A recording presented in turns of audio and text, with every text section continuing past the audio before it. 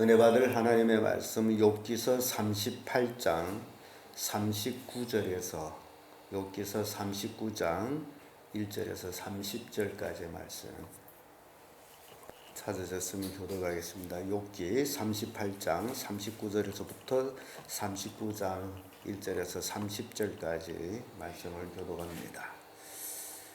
내가 암 사자를 위하여 식물을 사양하겠느냐? 젊은 사자의 식량을 채우겠느냐? 그것들이 풀에 엎드리며 살리며 입어서 기다리는 때입니다. 까마귀 새끼가 하나님을 향하여 부르짖으며 먹을 것이 없어서 오락가락할 때에 그것을 위하여 먹을 것을 예비하는 자가 누구냐?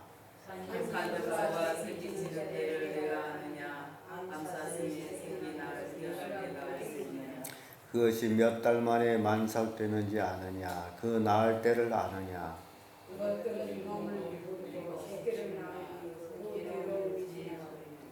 그 새끼는 강하여져서 빈들에서 기르다가 나아가고는 다시 돌아오지 아니하느니라. 누가 들나귀를 놓아 자유하게 하였느냐? 누가 빠른 나귀에게 뜻을 풀었느냐? 내가 들로 그 집을 짠 땅으로 그 사는 처소를 삼았느니라.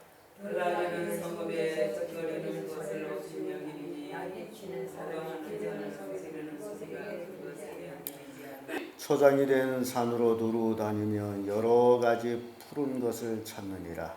들소가지 정겨울에 고정하며 내일에 약하게 하겠느냐? 내가 능히 줄로 들소를 매어 이랑이를 갈게 하겠느냐? 그것이 어찌 골짜기에서 너를 따라 쓰레를 끌겠느냐? 그것이 힘이 가득하고 내가 그것을 어찌하겠느냐? 내 수고하는 일을 그것에게 맡기겠느냐? 그것이 내 곡식을 집으로 실어오면 타작마당에 곡식 모으기를 그에게 의탁하겠느냐? 다른 즐거이 그날을 지나가는 그 깃간들의 인자를 베푸느냐? 그것이 알을 땅에 버려두어 모래에서 더워지게 하고 발에 깨어질 것이나 들짐승에게 밟힐 것을 생각지 아니하고 그 새끼에게 무정함이 제 새끼가 아닌 것처럼 하면 그 구로한 것이 헛되게 될지라도 관념치 아니하나니 이는 하나님이 내가 지혜를 갖고 하지 아니하고 총명을 주지 아니하느니라. 그러나 그 몸을 떨쳐 뛰어갈 때에는 말과 그 탄자를 경히 여기느니라. 말의 힘을 내가 주었느냐? 그 목에 흩날리는 갈기를 내가 입혔느냐? 내가 그것으로 메뚜기처럼 뛰게 하였느냐? 그 위험스러운 콧소리가 들려오니라. 그것이 골짜기에서 보이고 힘 있음을 기뻐하며 앞으로 나가서 군사들을 맞게 두려움을 비웃고 놀라지 아니하며 칼을 당할지라도 물러나지 아니하고 그 위에서는 조살통과 빛나는 장과 창갑들 창에 땅을 삼킬 듯이 맹렬히 성내며 나팔소를 들으며 머물러 서지 아니하고 나팔 소리가 나고 사람이 울며 멀리서 싸우는 냄새를 맡고 강력한 대문으로 나가는 소리를 듣느니라. 매가 떠올라서 날개를 펼쳐 남방으로 향하는 것이 어찌 내 지혜로 말미암았느냐? 독수리가 목련에서 높은 곳에 혼자를 만나는 것이 어찌 내 영역을 기다리느냐? 그것이 낭떠러지에 집을 지으며 뾰족한 바위 끝이나 험준한 데 거하며 거기서 모기를 잡으느냐? 소금이 눈이 멀리 보이며 그 새끼들로 피를 빨아니 살육당한 자 있는 곳에는 그것도 거기에 있느니라. 아멘. 이 말씀으로 동물 세계의 신비 이런 제목으로 말씀을 나누겠습니다. 하나님의 창조 그 자체가 인간에게 있어서는 신비입니다. 그러한 의미에서 동물 세계를 볼 때에 생명 자체로 더욱 또 신비합니다. 인간과 똑같은 육체를 동물도 가지고 있음에도 불구하고 인간에게는 이제 영혼이라는 게 있으므로 동물하고 또 차별이 되고 동물들은 영혼이 없지만은 하나님의 주신 창조의 본성을 가지고 그들이 또 살아가고 있는 것 그것도 신비입니다. 그래서 이 하나님의 창조의 세계는 신비의 세계입니다. 동물만 살펴봐도 기가 막힙니다. 그래서 오늘은 동물에 대한 것들에 대해서 우리가 이렇게 살펴보게 되는데요. 동물은 하나님의 창조의 그 원리, 그 본성, 그것 따라 살아가고 있는데, 사람은 하나님의 창조의 원리, 그 본성을 떠나서 살아가고 있는 그걸 보면서 또 신비를 느낍니다. 우선 동물의 먹이에 대해서 하나님은 욥에게 묻습니다. 사자를 위해서 식량을 내가 베풀겠느냐라는, 동물 세계, 생명을 가진 이 세계는 먹어야만이 사는데, 강자가 약자를 잡아먹고 또 그 약자가 또 약자를 잡아먹고 뭐 이런 식으로 동물들이 그 살아가는 모습을 보는데요. 이 사자의 세계, 기가 막힌 세계입니다. 보통 숫사자가 사자의 가문을 이루가면서 그 가문의 왕으로 있어요. 암사자들을 최대한으로 거느릴 적에는 한 20마리 정도, 이게 사자 세계예요. 왕이 된 사자는 암사자들을 거느리고 그렇게 하나의 왕국을 만들어 살아갑니다. 그리고 암사자들이 이제 새끼를 낳고 이제 가족이 불어나는 거죠. 그런데 숫사자는 또 역시 신비죠. 암사자가 자기 새끼를 낳는지 남의 새끼를 낳는지를 안다라는 겁니다. 자기가 교민한 암사자가 언제 새끼를 낳는가 안 돼요. 그래서 그것이 맞지 않으면 새끼를 낳으면 잡아먹어버린대. 자기 새끼 아니라. 그게 사자예요. 근데 이 사자 왕은 가문을 지키는 왕이므로 사냥을 하지 않다 보니 나중에 왕위에서 쫓겨나면 굶어 죽는답니다. 늘 젊은 사자들이 그 왕권을 쟁탈하는데 그것 때문에 늘 싸워야 된대요. 사자 왕은. 그러다가 젊은 사자한테 지게 되면 쫓겨나는데 그때부터 왕국을 잃고 외롭게 살다가 죽는 거예요. 사자 세계가 이런 사자인데, 오늘 동물 세계 신비에서 첫째로 사자를 이렇게 예를 들어서 하나님은 욥에게 말씀을 주고 있습니다.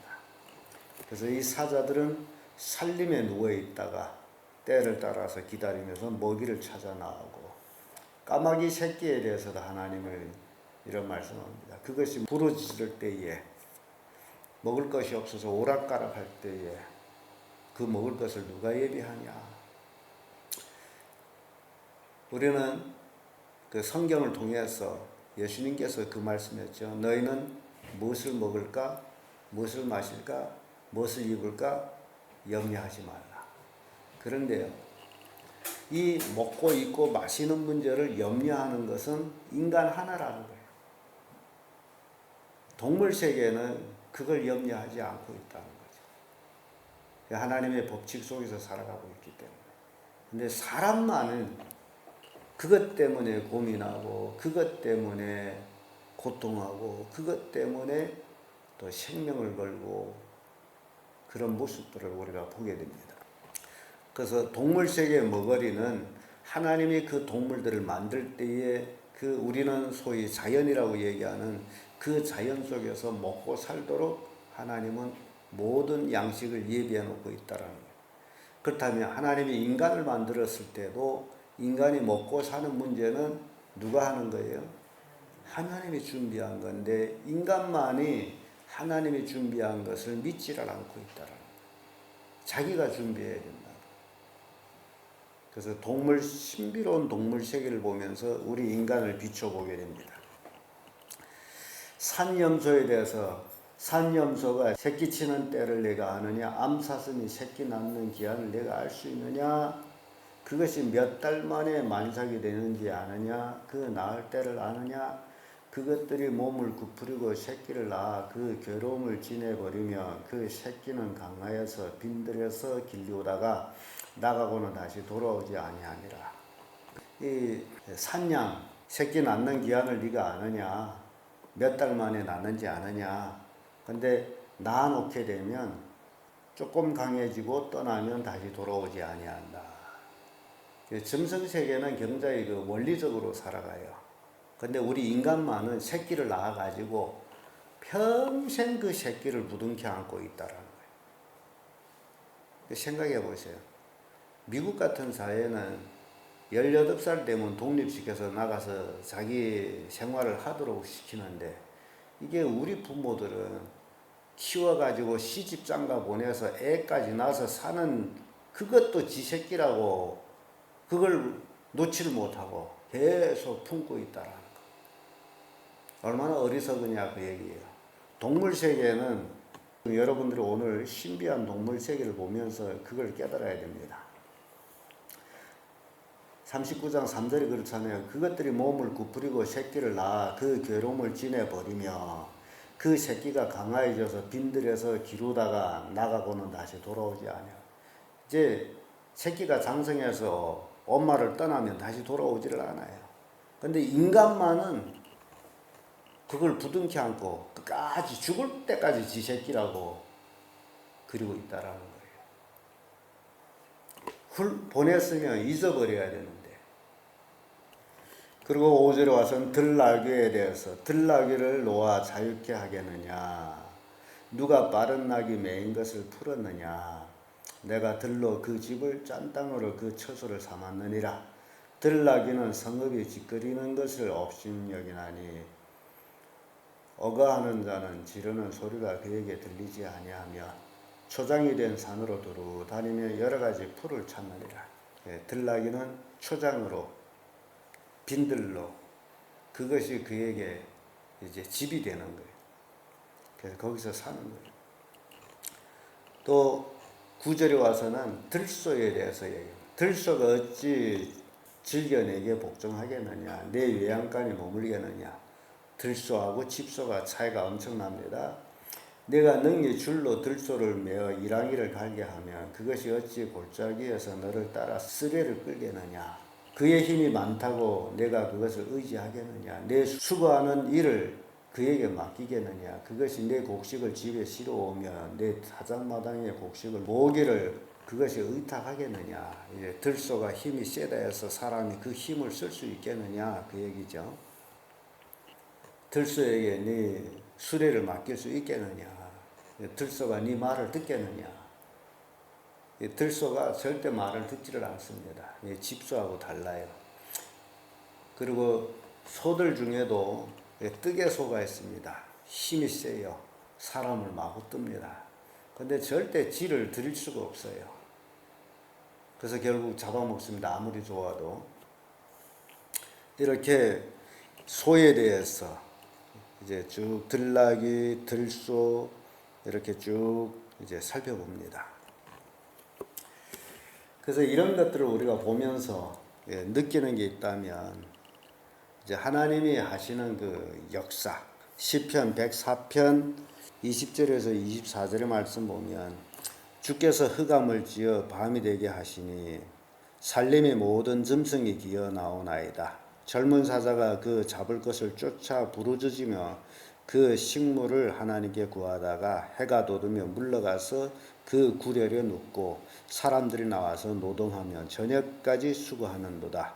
여호와여, 주의 하신 일이 어찌 그리에 많은지요. 주께서 지혜로 저희를 다 지으셨으니 주의 부여가 땅에 가득하나이다. 이 시편 기자의 그 고백이 너무 재밌습니다. 하나님께서 밤과 낮을 만들었음으로 인해서 밤에는 사람들이 자고 그 자는 시간에 짐승들이 나와서 돌아다니다가 해가 딱 뜨면 짐승들도 다시 자기들 굴러 들어가고 사람들이 나와서 일을 하고, 그런 이제 묘사를 하고 있습니다. 이렇게 똑같은 육체를 가진 인간과 짐승을 볼 때 사람은 낮에 활동하는 것으로 짐승은 밤에 활동하는 것으로 이렇게 구분나는 모습을 봅니다. 그런 의미에서 생각할 때 성경에서 사람이라고 말하는 그 사람, 성경에서 누구를 사람이라고 그래요? 하나님을 믿는 사람을 사람이라고 해요. 하나님 믿지 않는 사람은 짐승 취급을 합니다. 그래서 사람이라, 성경에서 말하는 사람은 낮에 속한 자, 성경에 그러죠. 너네는 낮에 속해 있으니. 그러니까 사람과 짐승의 차이가 짐승은 밤에 속한 자. 그렇게 구분나는 것을 이렇게 우리에게 보여주는데요. 소에 대해서도 이사야 1장 3절에는 소는 그 임자를 알고 나귀는 주인의 구유를 알건만은 이스라엘은 알지 못하고 나의 백성은 깨닫지 못하도다 라는 말씀이 나와요. 이 미련하다라고 생각하는 짐승들은 자기들이 그 타고난 하나님의 주신 법칙 속에서 그들은 살아가요. 근데 인간은 그걸 모른다는 거죠. 하나님의 주신 그 원리, 그 본능, 인간이 잊어버리고 있다는 겁니다. 또 13절에서 18절의 말씀 보면 타조에 대해서 얘기 나옵니다. 13절의 말씀 보면 타조는 즐거이 그 날개를 치담하는 그 깃과 털이 인자를 베푸나 그것이 알을 땅에 버려두어 모래에 더워지게 하고 발에 깨어질 것이나 짐승들에게 밟힐 것을 생각지 아니하고 그 새끼에게 무정함이 제 새끼가 아닌 것처럼 하며 그 구로한 것이 헛되이 될 것이라도 관념치 아니하나니. 이 타조라는 새가 알을 엄청 큰 거 낳아요. 그 알 껍데기가 엄청 큽니다. 잘 깨도지지 않는데. 그래서 타조는 주로 이제 사막지대에서 살아가고 있는데 알을 낳아서 뜨거운 모래에다 버려두는 거예요. 관념치를 않아요. 자기 새끼 아닌 것처럼 그렇게 무정하다 그 얘기죠. 사람은 그렇지 않죠. 자기 새끼 하면서. 근데 왜 타조가 이러냐 관념치 않느냐 또 17절에 이는 하나님이 지혜를 풍부하지 아니하고 총명을 주지 아니함이라. 그러나 그 몸을 떨쳐 뛰어나갈 때는 말과 그 탄자를 경히 여기느라. 그 애절절한 그런 마음을 타조에게 주지 않았다. 그러나 그가 뛰쳐나갈 때는 말탄자를 비웃을 정도로 용감하다. 타조가 그렇게 빠르고 날렵니다. 이런 동물 세계를 우리가 생각하면서 인간들이 어떻게 살아야 될지를 보여주고 있는 겁니다. 그리고 19절에 와서는 말에 대해서 나와요. 말의 힘을 내가 주었느냐 그 목에 흩날리는 갈기를 내가 입혔느냐. 말의 그 목에 그 털이야 굉장히 아름답죠. 내가 그것으로 메뚜기처럼 뛰게 하였느냐. 그 위험스러운 콧소리가 두려우느냐. 말에 하며 콧소리 기가 막히게 사람을 두렵게 하는 거죠. 그것이 골짜기에서 허이고 힘 있음을 기뻐하며 앞으로 나아가서 군사를 맞대 두려움을 비웃고 놀라지 아니하면 칼을 당할지라도 물러나지 아니하며. 이 말이 기병들이 싸우는 걸 보면 말들도 전장에 칼을 들고 창을 들고 자기를 찍는 데 대해서 두려워하지 않고 맞서 나가는 게 말이에요. 앞에 아무리 두려운 게 있대도 말은 나갑니다. 대단한 용맹을 가지고 있어요.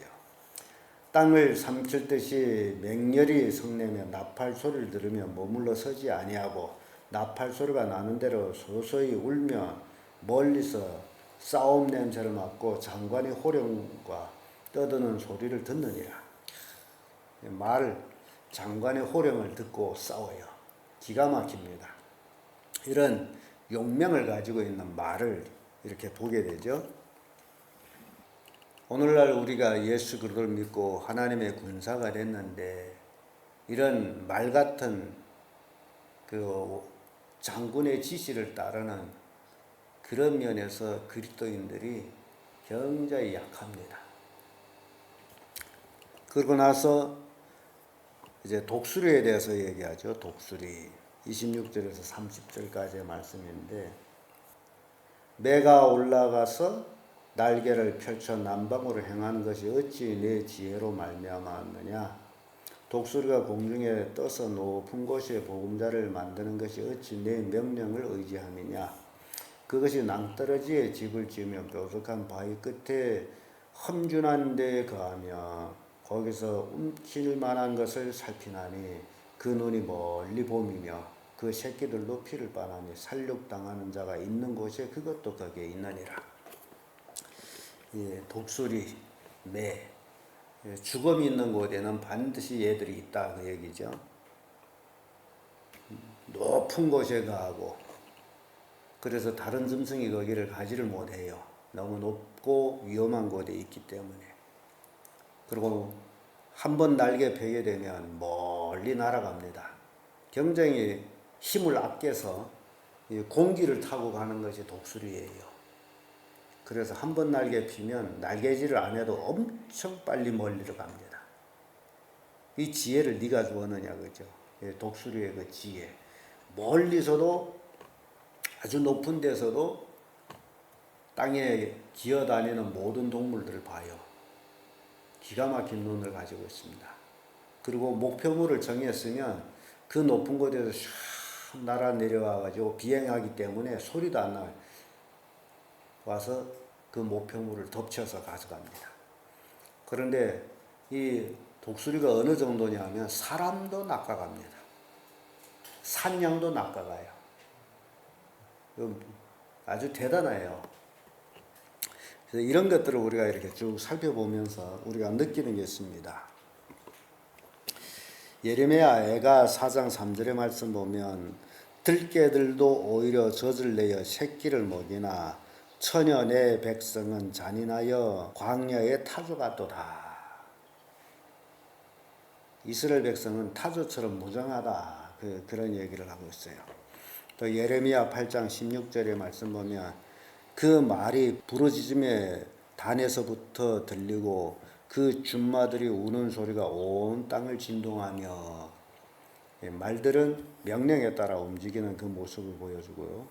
그래서 우리 그리스도인들에게 우리가 어떻게 살아야 되는지를 이제 보여주는데 시편 103편 5절에 좋은 것으로 내 소원을 만족케 하사 내 청춘으로 독수리같이 새롭게 하시는도다.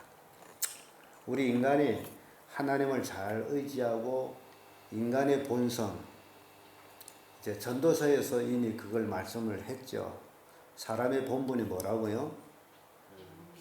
하나님을 경외하는 것이다 그러죠. 이리 결국을 다 들었으니 하나님을 경외하는 것이 사람의 본분이라. 이게 사람의 본성이에요. 우리의 본성은 하나님을 잘 경외하는 게 우리의 본성입니다. 이 본성대로 잘 살면 하나님께서 우리를 독수리같이 새롭게 하시겠다. 내 청춘으로 독수리같이 새롭게. 그런 이제 축복의 말씀을 주고 있습니다. 오늘 우리는 39장 이제 통해서 동물 세계의 신비를 이제 잠깐 살펴봤습니다. 동물들이 삶과 번식, 거처, 힘, 지혜, 이 모든 것들은 다 하나님이 동물에게 주셨고 그들은 그것을 본성으로 간직하고 살아가고 있습니다. 동물이 자기 본성을 잃어버리면 살 수가 없어요. 그래서 동물들은 그 본성에 따라서 사는 거예요. 그것이 동물들이 어떤 천성으로 받아들이는 것이죠. 그런데 소위 하나님의 형상대로 지음을 받았다라는 인간, 천성을 버리고 인성으로 살아가고 있다는 겁니다. 그걸 우리에게 보여주고 있어요. 그러므로 인간은 자신의 본질을 찾아서 그 천성으로 돌아갈 때에 이 땅에서 비록 참 인간다운 삶을 살 수 있다는 겁니다. 하나님이 주신 본성으로 살아갈 때. 그래서 하나님은 욥을 통해서 이 동물 세계의 신비를 보여주는 거죠.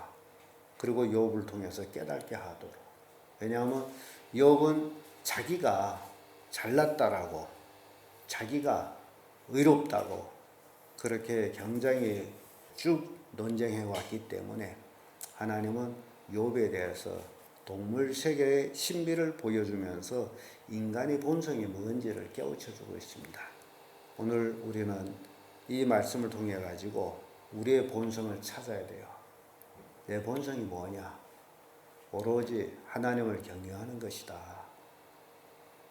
그 외에는 아니다는 겁니다.